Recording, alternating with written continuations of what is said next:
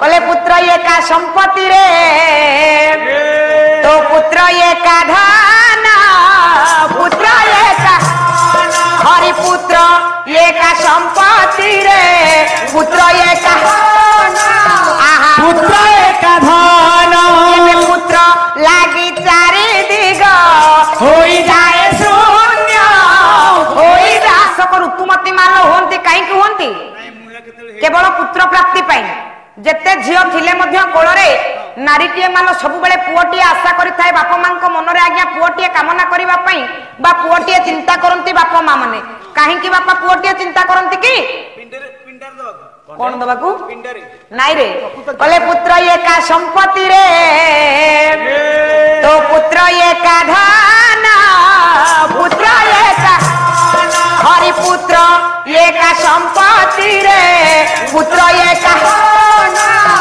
पुत्र एक धन पुत्र लागी चारि दिग होई जाए शून्य होई जाए शून्य धन रे कले पुत्र ये पे एका संपत्ति रे पुत्र ये का धन मानो जेते कोଳରେ झियो थाउ पुओटीए कामना करंती बापा मां माने काहे कि कामना करंती कहिलु टिके मुहरे निया दबाकू कोन पे करंती एबरा साधारण कथा जाना पाला हेले अनेक एमिति अनेक नारी अछंती बा अनेक पुरुष अछंती जहा कोଳରେ पुत्र कन्या होउनी काहे कि बापा होउनी ताकर दोष कारण कोन हैं बंध्या दोष रहउची कार बंध्या दोष रहउची स्त्री मानकर बंध्या दोष रहिले मा पिला छुआ हबनी को शास्त्र रे लिखा अछि मते टिके कहबू अरे आज्ञा काहे कि पिला छुआ कोଳରେ बापा हुएनी सारी दोषटा कार एक्चुअली प्रकृति हैं आपण मानकर नृसिंह पुराण रे धाडीटिए प्रमाण आसे कोन सिंह पुराण कहला को पुराण सिंह पुराण अरे तू तो ठीक रे सुबुनी हां तो ठीक रे सुबेनी ना कोन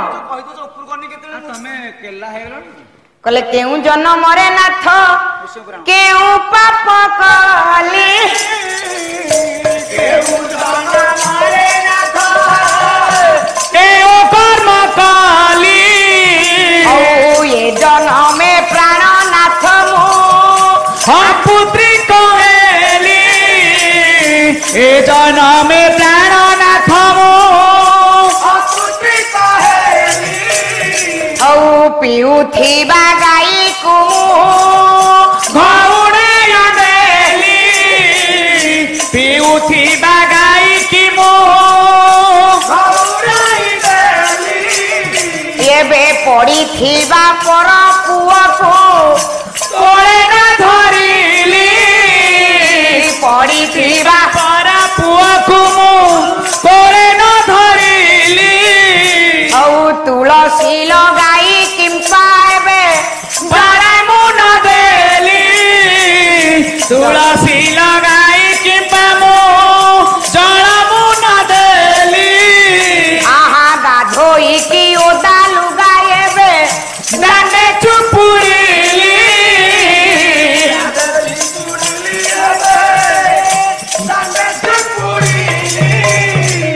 कौन बुझिलु मते टिके कहिलु ना आपण बुझांतो दांडे चुपुड़िली कौन बुझिलु मते टिके कहबू मां माने लो दूर रे तो बसिछ टिके श्रवण कर काम रे आसीबो पुत्री को हबार कारणटा कोन खाली अपुत्रिक नुहरे कोଳରେ पिला छुआ बापा काहे की हुएनी काहे की हुएनी मु किंतु मु कहबो मु कोन नारी ना कोन पुरे तमरो गाई गुहाल अछि हमरो हां हमरो गाय है नहीं आ कोन रखिछ मो पो सेंड छोटा हा गाई गुहाल नाही तमरो नहीं गाय सेंड गुआल छै तम घरे गाई गुहाल तम गां रे अछि कि नहीं हम गाय रे अछन अछंती ताकर अछन ताऊ कोन खाइबा को दऊ कहलु गाय की कुंडा तोराणी बिरी चोकड़ सब दऊ तम निज गाई केवल खाइबे जदि पर गाई बापा जाय कि गुहाले टिके खाइबा पई गला जदी पर गाय हम गुहाल पोसी खाइला ता मुह को मु पिटिबी हैं ता भूल मालो निज छुआ जदि कांदुथिबो कोଳରେ तोଳି धरिबा पई केते आग्रह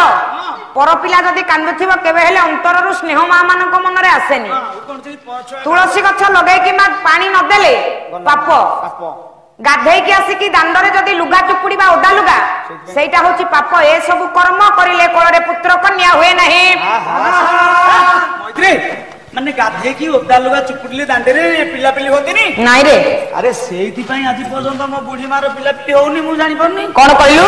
ସେଇଥିପାଇଁ ଆଜି ପର୍ଯ୍ୟନ୍ତ ମୋ ବୁଢୀ ମାର କିଛି ପିଲାପିଲି ହଇରେ ୟା ଟିକେ ଆସିବୁ ଚାଲୁନ ଇଆଡେ। ଏ କ୍ୟାମେରା ଆଗକୁ।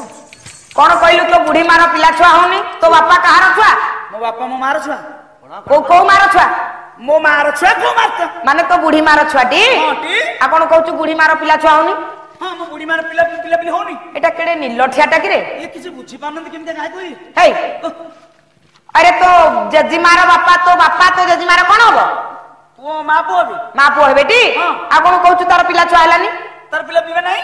ଓହୋ ଏ ଛୁଆଟା କେଡେ ବଦମାସ ଛୁଆଟା ଦେଖିଲ। ତ କଣ କାମ କରୁନି ଦେଖିଆ ମୁଣ୍ଡ ଖର୍ଚ୍ଚ କଲ। ୱାଣ୍ଡରଫୁଲ ଶବ୍ଦ ତମେ ଜାଣିପାରିବନି ଅର୍ଥ ପାଇବ। ଆଚ୍ଛା ବଡ ଭାଇ ମୋ ବାପା ହଉଛି ମୋ ମାର ଛୁଆ ହଁ କିନ୍ତୁ ମୋ ବୁଢୀ ମା ବନ୍ଧିଆ। ଆଜି ପର୍ଯ୍ୟନ୍ତ ବୁଢୀର ପିଲାପିଲି ଇଏ କେମିତିକା ଗୋଟେ କୋଶ୍ଚିନ୍ କହିବୁ? ତମ ମୁଣ୍ଡ କାମ କରିବନି। ତମ ହାଁ ଦେ କରିଦେବି ତମର। କଣ ଜାଣିଛୁ କହିଲୁ ଟିକେ? ମୁଁ କାହିଁ ଜାଣିପାରୁନି। ତମେ ବୁଝିପାରୁନ? ମୁଁ କିଛି ବୁଝିପାରୁନି ତୋ କଥା। ମୋ ବାପା ମୋ ମାର ପିଲା, ମୋ ବୁଢୀ ମାର ପିଲା। ଆଉ କଣ କହୁଛୁ ମା ମୋର ବନ୍ଧ୍ୟା? ବନ୍ଧିଆ ମୋ ମା ବୁଢୀ ମା ବନ୍ଧିଆ। କେମିତି କହିଲୁ? ଆମେ କେମିତି ବୁଝିବୁ? ମୋ ବୁଢା ବା ହଁ ପ୍ରଥମେ ଯୋଉଟାକୁ ବାହା ହେଇଥିଲା, ମୋ ବାପା ଜନ୍ମ ହଉ ହଉ ବୁଢୀ ଶାବଳ ଉପାଡ଼ିକି ନେଇକି ପଳେଇଲା। ଗୋଟେ ଜଙ୍ଗଲରେ ବୁଢୀ ମଲା ଛୁଆକୁ ଛାଡିକି। ଛୁଆଟାକୁ ଶାବଳ କାଇଁ ଉପାଡ଼ିକି ନେଲା କିରେ? ସେ କଷ୍ଟ ଗର୍ଭଧାରଣ କଷ୍ଟ ତମେ ଜାଣିବ।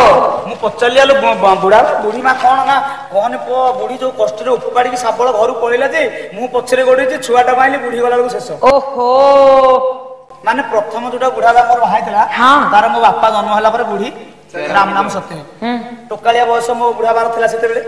ବୁଢା ବା କହିଲା କଣ ମୋ ବୟସଟାକୁ ଏମିତି ମୁଁ ଛାରଖାର କରିଦେବି ଗୋଟେ ବୋଲି ପୁଅ ପୁଣି ସେ ବଞ୍ଚିବ କେମିତି ତାକୁ ପୁଣି କିଏ ଟିକେ କ୍ଷୀରପାନ କରିବ। ଶେଷରେ ସେକେଣ୍ଡ ମ୍ୟାରେଜ କଲା କି ଦ୍ୱିତୀୟ ବିବାହର କରିଲେ। ସେଇ ଯୋଉ ବୁଢୀ ଟିକେ ଦ୍ୱିତୀୟ ବାହା ହେଲା ତାର ଆଜି ପର୍ଯ୍ୟନ୍ତ କିଛି ପିଲା। ଆରେ ନିଲଠିଆ ତୁ ସେ କଥା କହୁନୁ ନାଇଁ ସବୁବେଳେ ବୁଢୀ ଗାଧେଇକି ଆଉଛି ଗାଁ ମୁଣ୍ଡରୁ ଲୁଗାଟାକୁ ପାଦଠୁ ମୁଣ୍ଡ ପର୍ଯ୍ୟନ୍ତ ଖୋଲିକି ଚୁପୁଡି ମାନେ ଖୋଲିକିରି ପାଦ ତଳୁ ଆରେ ପାଦ ତଳୁକୁ ଚୁପୁଡି ଦବ ସେଇଟାକୁ ଓଲଟେଇ ଦେଇକି ପିନ୍ଧି ଦବ ପୁଣି ଇଆଡୁ ତଳକୁ ନେଇକି ସେଇଟାକୁ ତୋ ମା ଆଉ କଣ ଟୋଟାଲ ଖୋଲିକି ଚୁପୁଡୁଛି? ଆରେ ତମ ମା ମୋ ବୁଢୀ ମା ସେଇଥିପାଇଁ ମୁଁ ଭାବୁଛି କାଲି ଗଲେ ବୁଢୀ ମା ସେଇଟା ଫଟୋଟା ଉଠେଇଲୁ ଫଟୋ ଭିଡିଓ କଲିଂ କରି ଦେଖେଇବି। ନିଲଠିଆଟା ତୋର ସେକେଣ୍ଡ ମ୍ୟାରେଜ ତ ଜେଜେ ବାପାର ବୋଲି ତୁ କହୁନୁ? ମୁଁ ତ ସେଇ କଥା କହୁଛି ତମ ମୁଣ୍ଡ କାମ କରୁନି ଆଉ କେନ। ହଉ ଧନରେ ପୁଅ ଝିଅ ଏତେ ସବୁ କର୍ମ କଲେ ମାଲ କୋଳରେ ପୁଅ ବା ଝିଅ ହୁଏ ନାହିଁ। ତେଣୁ ଯେତେ କନ୍ୟା ଥିଲେ ମଧ୍ୟ ବାପ ମାଙ୍କର ମନରେ